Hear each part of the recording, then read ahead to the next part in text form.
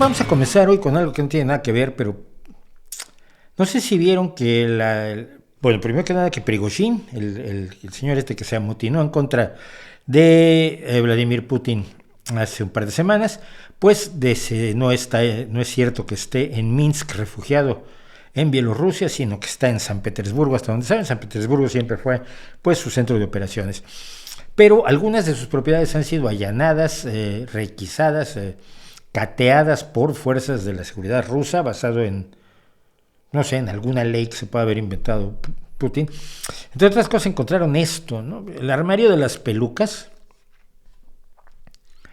un segundo, y luego cosas como esto, es la bandera de Wagner, la nueva bandera de Wagner. La original tenía esta calavera muy reminiscente de los nazis, porque además el cofundador es un reconocido neonazi, pero bueno, le cambiaron la imagen por cuestiones mercadotécnicas. Ustedes saben que los logotipos de las empresas y de los productos se cambian para atender mejor a las necesidades del mercado y a las expectativas de posicionamiento del producto dentro del nicho de consumidores que más les interesa. Entonces esa es la nueva imagen del grupo Wagner. Y como decíamos, no sabemos si alguna vez Prigozhin estuvo en combate con el grupo Wagner. Lo que sí sabemos es que a lo largo de su vida nunca estuvo en el ejército, nunca formó parte del ejército ruso, estaba muy ocupado en la cárcel, metido ahí por ladrón y demás. Así que ese trajecito que se hace a la derecha con una pila de medallas, pues las tiene que haber comprado en un mercadillo o las mandó traer por Amazon o por Alibaba, porque esas medallas por supuesto no le corresponden, no las tiene. Me cuesta mucho trabajo hallar cómico a un asesino y a un dictador, no un dictador, un asesino, un torturador, un genocida, un hombre absolutamente sin principios, que es además un oligarca, pero bueno, por lo menos puedo disfrutar de alguna extraña manera el ridículo de esto es lo que él hace con las pelucas que tiene en el armario de las pelucas, ¿no? Como dice tiene unas vibraciones tipo Borat, por ejemplo el de abajo a la izquierda, que sí llama muchísimo la atención, parece totalmente de burla, pero estas son las fotos que tenía Prigozhin en su casa de él mismo haciendo cosplay. Y aquí hay una cosa, cuando dije voy a comentar esto, dije, bueno, pero corro el riesgo de humanizar a un asesino.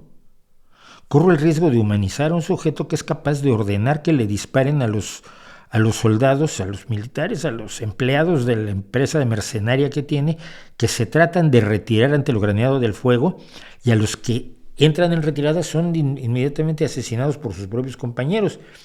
Y los que se entregan, los que son detenidos, pues cuando les echan el guante, como ya pasó en una ocasión, pues los ejecutan de una manera atroz, con un mazo pesadísimo, atándoles la cabeza contra un yunque y golpeando la cabeza contra el mazo contra la cabeza contra el yunque, para pues aplastarle la cabeza básicamente a los soldados mercenarios que estaban en Wagner. Con este ridículo se puede humanizar a una persona así, a un sujeto tan profundamente despreciable como sin duda alguna es Yevgeny Prigozhin. Y me lo estoy pensando. Luego me acordé por ejemplo de Hitler con su perrita Blondie, ¿no? Hitler quería mucho a los animales, la ley de animales más avanzada del mundo la promulgó el Tercer Reich en su momento. Le gustaban los animales más que la gente, eso es evidente.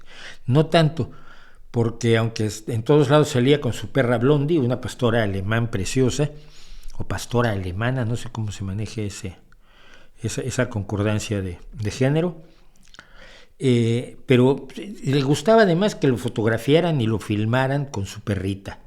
Y decía él que quería mucho a su perrita, y la perrita, al parecer, bueno, los perros son así, los perros quieren a sus amos, aunque sus amos sean Adolfo Hitler. Pero esas imágenes, yo me pregunto si humanizan a Hitler, como estas imágenes ridículas, absurdas, esperpénticas, humanizan a Yevgeny Prigozhin.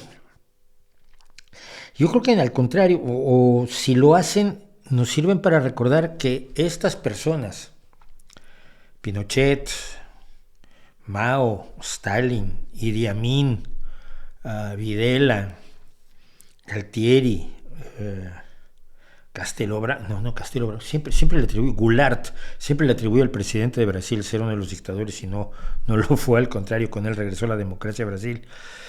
Trujillo,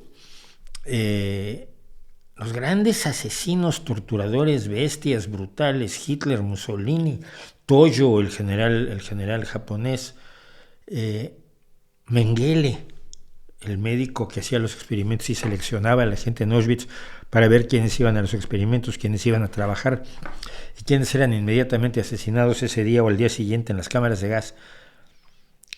Todas esas personas son humanos como tú y como yo.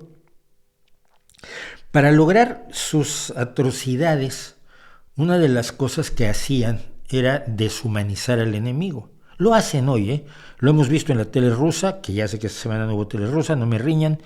En la tele rusa se lucha constantemente por deshumanizar a los ucranianos, por decir que los ucranianos ya no son seres humanos, que son subhumanos, que son cucarachas, que son insectos, que son plagas, que son parásitos que deben ser exterminados. Es lo mismo que hizo Hitler con judíos y gitanos y personas discapacitadas y socialistas, comunistas, demócratas y demás.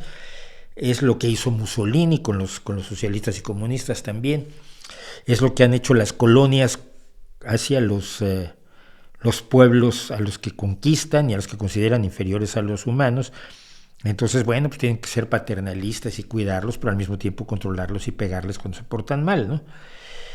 La deshumanización es un mecanismo de la opresión. Y lo que tenemos que hacer es precisamente acordarnos que bestias como esta, que es una bestia asesina, es tan humano como tú o como yo. Quizás en las condiciones correctas cualquiera de nosotros podría hacer eso, como el pueblo alemán en un momento dado se puso detrás de Hitler, o como algunos hoy votan por Vox, a veces dándose cuenta, a veces sin darse cuenta, pero a veces dándose cuenta exactamente de qué están votando.